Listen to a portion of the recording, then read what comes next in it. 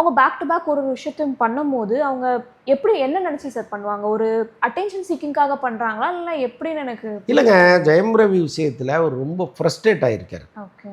அவருக்கு வந்து எங்கேயாவது ஒரு இடத்துல ஒரு ஆறுதல் கிடைக்காதான்னு அவர் நிற்கிறார். அதுதான் இதில் பேஸ்.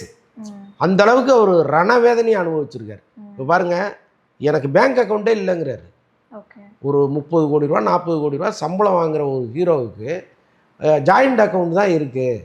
நான் எங்கேயாவது ஒரு இடத்துல ஏடிஎம் பயன்படுத்தணுன்னா என்ன வாங்கினேன் அப்படின்னு அடுத்த நிமிஷம் ஃபோன் வருது அப்படின்னா அது எவ்வளோ பெரிய நெருக்கடி. யாராலாவது இருக்க முடியுமா? இவ்வளவு பெரிய இக்கட்லேருந்து இவ்வளோ பெரிய கை விலங்கை உடைச்சிட்டு நம்ம வெளியில் போகணும்னு நினைக்கிற ஒருத்தருக்கு ஆறுதலாக யாரோ ஒருத்தர் இருக்காங்க. பேசிக்கலாக அவங்க ஒரு தெரபிஸ்டாக இருக்காங்க.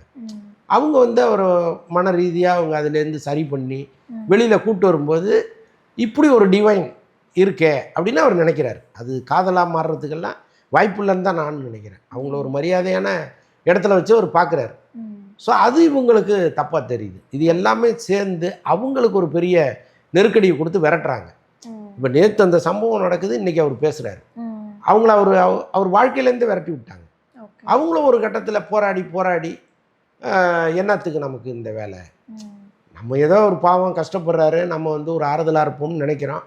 ஆனால் இவ்வளோ எதிர்ப்புகளை தாண்டி இவ்வளோ அவமானங்களை தாண்டி நாம் எதுக்கு அந்த வேலையை செய்யணும்னு நினைக்கிறாங்க. ஸோ அதனால் அவங்க போதும்டா சாமின்னு கிளம்பி போகும்போது தான் இந்த பிரச்சனை இன்னும் பயங்கரமாக வெடிக்குது.